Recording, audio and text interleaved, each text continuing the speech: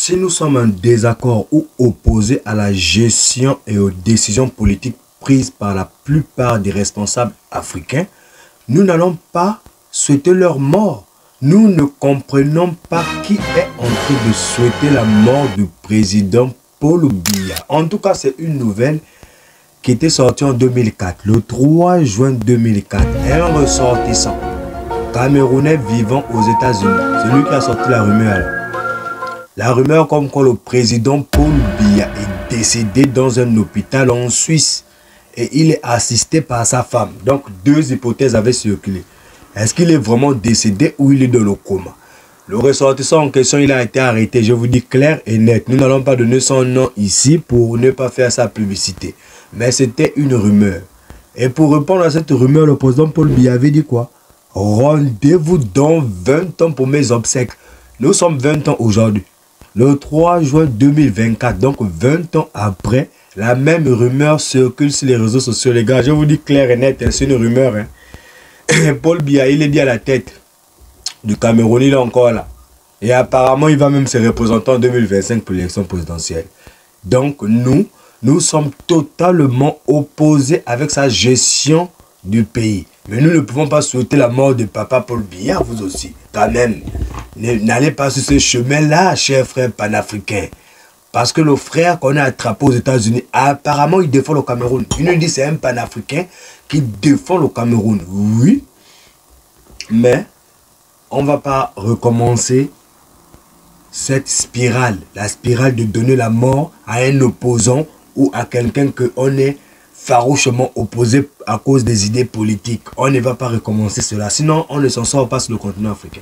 S'il fallait donner la mort à tous ceux qui sont opposés à nos idées, le continent allait de plus en plus s'entre-déchirer. Il y a certains endroits où ça existe encore sur le continent.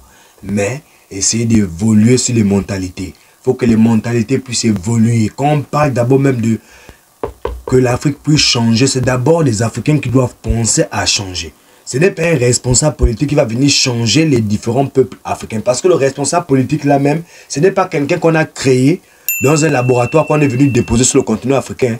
C'est quelqu'un que nous-mêmes nous avons mis à la tête du pays. Lorsqu'aujourd'hui nous récupérons notre chicotte pour damer cela à monsieur Félix Antoine Tshisekedi, à cause des décisions incroyables qu'il est en train de prendre pour la gestion du pays. Quand je vous dis incroyable, bien évidemment, vous-même vous savez, le mot incroyable là, en fait, c'est juste pour rigoler. C'est pour dire que c'est une décision catastrophique qu'il est en train de prendre en République démocratique du Congo.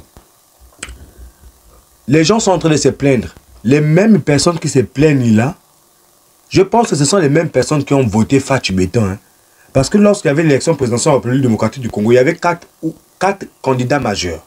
Martin Fayulu, Félix Antoine Tshisekedi, Denis Mukwege, Moïse Katumbi. C'était les 4 candidats majeurs.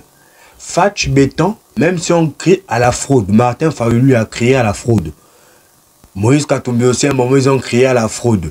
Même si certains candidats ont crié à la fraude, tous ont reconnu. Ils ont reconnu que, bon, malgré qu'on a perdu, mais effectivement, c'est lui quand même que les Congolais ont décidé de voter. Donc aujourd'hui, lorsqu'il y a eu une petite manœuvre de coup d'État au Congo comme ça, Christian Malanga, père son âme, il a été tué dans sa fameuse tentative de coup d'État. D'autres savaient que même si aujourd'hui on fait un coup d'État, il est susceptible pour les Congolais de chasser la personne qui va faire un coup d'État. Hein. On ne sait pas, hein, parce qu'on ne comprend pas ce qui se passe. C'est pas qu'on vous dit qu'il faut aussi changer les mentalités. Les mentalités africaines doivent changer. Ce ne sont pas les responsables africains qui viendront changer les mentalités des Africains. C'est vrai qu'un responsable politique, c'est le père des familles, mais il faudrait que dans la population, il y a des personnes qui insufflent une pensée nouvelle. Pas vos histoires de bas. Non, non, non, non, non, on ne peut plus continuer comme ça. Je vous dis clair et net. Hein. Clair et net, on ne peut plus continuer comme ça. À vouloir la mort de quelqu'un parce que nous ne sommes pas en accord sur la décision politique. Non, ce n'est pas bon. Et c'est pourquoi il est comme ça le continent.